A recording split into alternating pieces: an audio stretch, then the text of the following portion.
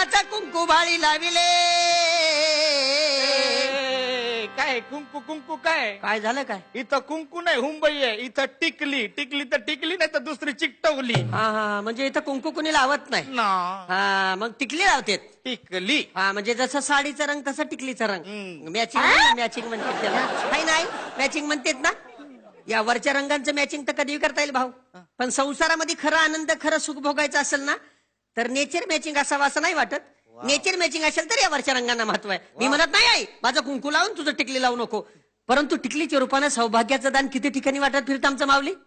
अरे भाऊ, सकाळी उठलं बाथरूम मध्ये गेलं, बाथरूमची भिंत सौभाग्यवती भव. बाहेर आलं आरशा पुढे बसलं, आरसा सौभाग्यवती भव. मी म्हणत नाही आई माझं कुंकू लाव, परंतु कुंकू लावण्याच्या पाठीमागं काहीतरी शास्त्रीय कारण. काय अरे भाऊ, कुठं लावलं जाते कुंकू? इथं अरे कपाळावरच लावलं जात आहे.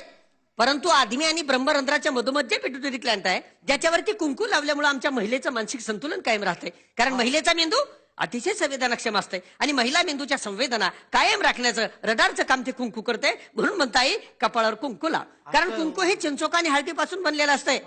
एखाद्या वेळी विंचू चावला ना तर चिंचोका उगाळून लावून बघ, विंचवाचा झर उतरवण्याची ताकद त्या चिंचोक्यात आहे.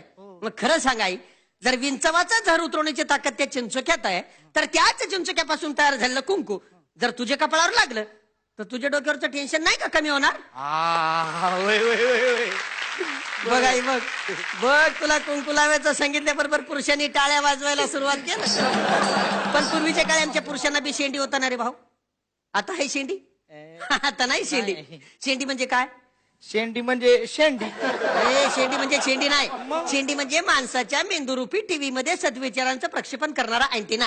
अँटिना आता ते अँटिनेच राहिलं नाही तर कसं रिमिक्स घुसणार नाही बाबा. आणि विशेष म्हणजे पुरुषांच्या शेंडीरूपी अँटिनाद्वारे पुरुषांच्या डोक्यामध्ये फक्त एकच चॅनल चालतंय.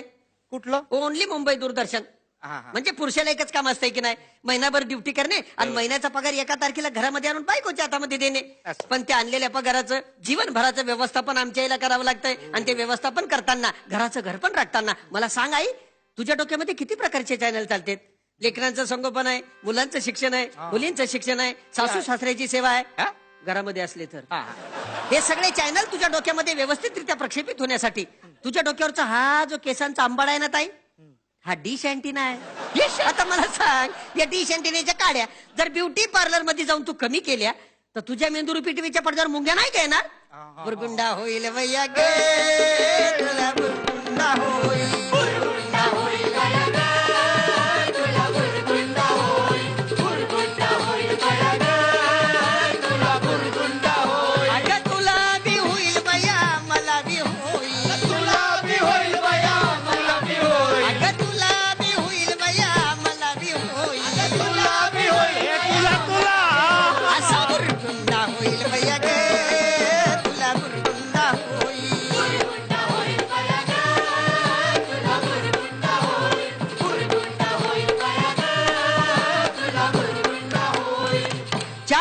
काखे बोतडी दशावतार खेळे परवडी, सोहम शब्द बोले चोखडी, ऐसा माझा शकून ऐक घे आवडी. हे पोतडी आहे ना भाऊ, हे पोतडीचा राग नको येऊ देऊ. तरी म्हटलं मगापासून कुठला घाणेरडा वास येतो, ह्याचा तर नाही. हे बाबा, याचा वास नको येऊ देऊ. कारण याचा वास माणसाला आला, माणसाने याचा नाश करायला सुरुवात केला म्हणून माणूसच नष्ट व्हायला लागलेला आहे. हे पोतडी म्हणजे तुला वाईट नको दुसरं देऊ आणि मला बी सोंग नको समजू, कारण हे काही सोंग नाही रे बाबा. ही पोतडी जी आहे ना हे पृथ्वीचं प्रतीक आहे. ही पृथ्वी आहे, मी जे आहे हे तुम्ही आम्ही सगळी मानवजात आहात. आणि हे जे माझ्या कडेवर बसलेलं आहे ना हे तुमच्या आमच्या प्रत्येकाच्या घरात उद्याच्या वेलीवर फुलणारं फुल आहे, प्रत्येकाचं भवितव्य आहे. हे जे रंगीत रंगीत तुकडे दिसतात हे अनेक प्रकारचे देश आहेत भाऊ. आणि ही जी पृथ्वी आहे या पृथ्वीवरती पूर्वी मोठमोठे डोंगर होते, नद्या होत्या, नाले होते, पशु होते, पक्षी होते. माणसानं स्वतःच्या स्वार्थापायी या पृथ्वीला उजाड करून टाकलं भाऊ. पृथ्वीला उजाड केल्यामुळे आज पर्यावरणाचं प्रदूषण झालेलं आहे आणि म्हणून ते ग्लोबल वॉर्मिंगला आम्हाला सामोरं जावं लागतंय. मला सांग, तू जे रात्रंदिवस कष्ट करून जे पैसा कमवतो, धन कमवतो, कशासाठी कमवतो? याच्यासाठीच कमवतो ना. उद्याचं माझ्या लेकराला चांगलं सुख मिळालं पाहिजे, चांगलं राहायला घर मिळालं पाहिजे, शुद्ध हवा मिळाली पाहिजे. मला सांग, उद्या जर याला घर चांगलं आहे पण शुद्ध हवा नाहीये, जर याचं आरोग्य नीट नाही, याला जर शुद्ध पाण्याचा घोट नाही मिळाला तर वर्षामध्ये काय या लेकराला तू प्रदूषण देणार आहे का? म्हणून सांगताय मी तुला की एका माणसाला एक दिवस जगण्यासाठी काय लागतंय? अन्न पाणी नाही. 24 तास जर एका माणसाला जगायचं असेल तर श्वासोच्छवास लागतो. आणि एका माणसाला एका दिवसाला जगण्यासाठी 27,000 वेळा श्वासोच्छवास घ्यावा लागतोय भाऊ. वा. आणि 27,000 श्वासोच्छवास घेताना 15 किलो ऑक्सिजन लागतोय. आणि तो 15 किलो ऑक्सिजन तयार करण्यासाठी काही एखादा कारखाना नाही, 7 झाडे कामी येतात. मग मला सांग, जर एका माणसाला जर 7 झाडे लागतात तर एका परिवारामध्ये किती माणसं आहेत, किती झाडं लागत असतील भाऊ रोज? एखादं झाड लावलं गेल्यावर 2-4 झाडं घेऊन जातो आम्ही. मग हे पर्यावरणावरती अन्याय नाही का?